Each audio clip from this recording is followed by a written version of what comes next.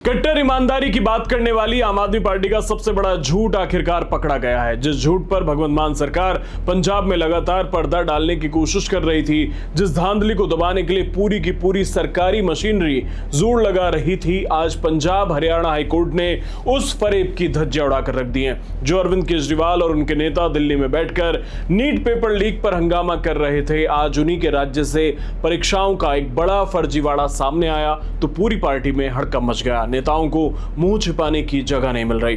दरअसल 19 जुलाई को पंजाब के स्वास्थ्य एवं परिवार कल्याण विभाग में 454 फार्मेसी ऑफिसर के पदों के लिए भर्ती परीक्षा आयोजित की गई थी।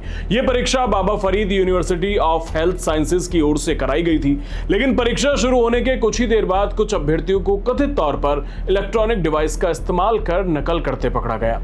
आरोप है कि ब्लूटूथ डिवाइस, कान में छिपाए गए माइक्रो ईयरफोन और कुछ इलेक्ट्रॉनिक गैजेट के जरिए पेपर हल कराए जा रहे थे। परीक्षा का फर्जीवाड़ा सामने आते ही पूरे पंजाब के छात्रों में आक्रोश हो गया। युवा सड़कों पर उतर आए।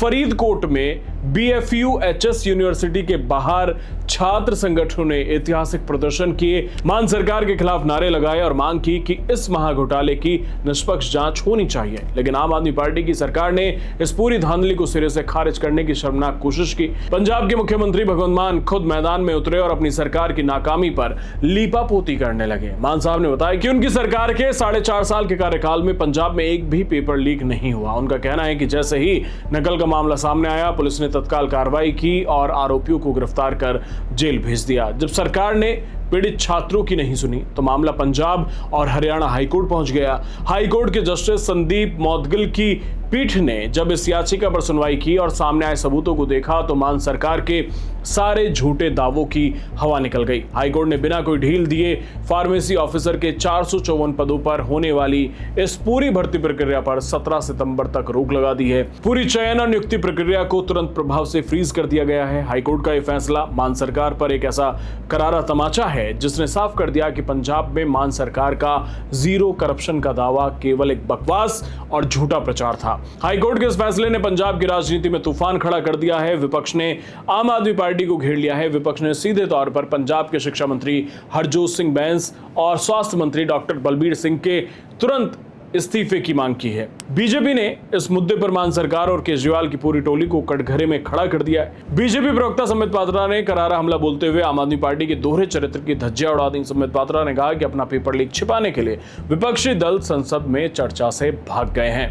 बट आप झारखंड में देखिए, जहां पर कांग्रेस की सरकार है, और पंजाब में आज हाईकोर्ट के इस पूरे ऑब्जर्वेशन के पश्चात, हाईकोर्ट के निर्णय के पश्चात एक बात स्पष्ट होता है कि यही कारण है कि हाईकोर्ट में पता था कांग्रेस को, राहुल गांधी को, आम आदमी पार्टी को और विपक्ष को यह पता था कि हाईकोर्ट का आज जजमेंट आने वाला है, हाईकोर्ट में सुनवाई चल रही है और जरूर इनकी पकड़ होगी। जरूर जब दोपहर तक नतीजे आएंगे हाईकोर्ट के, कहीं ना कहीं सच्चाई जग के सामने होगा।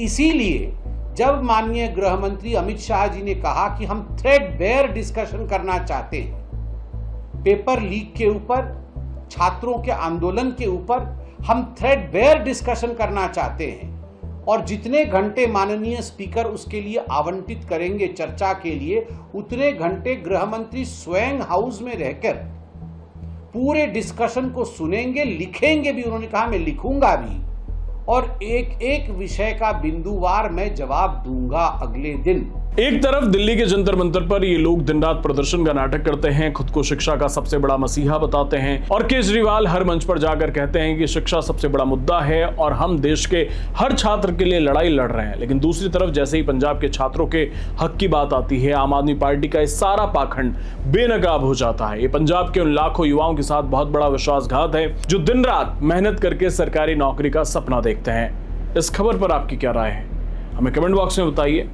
और जो शिक्षा को लेकर बड़े बड़े दावे केजरीवाल और उनकी पार्टी के नेताओं के द्वारा किए जाते हैं, उस पर आपको क्या लगता है कि वो जो दावे करते हैं उन पर वो कितने खरे उतरते हैं? अपनी राय हमें कमेंट बॉक्स में बताएं। चैनल सब्सक्राइब करना ना भूलें। धन्यवाद।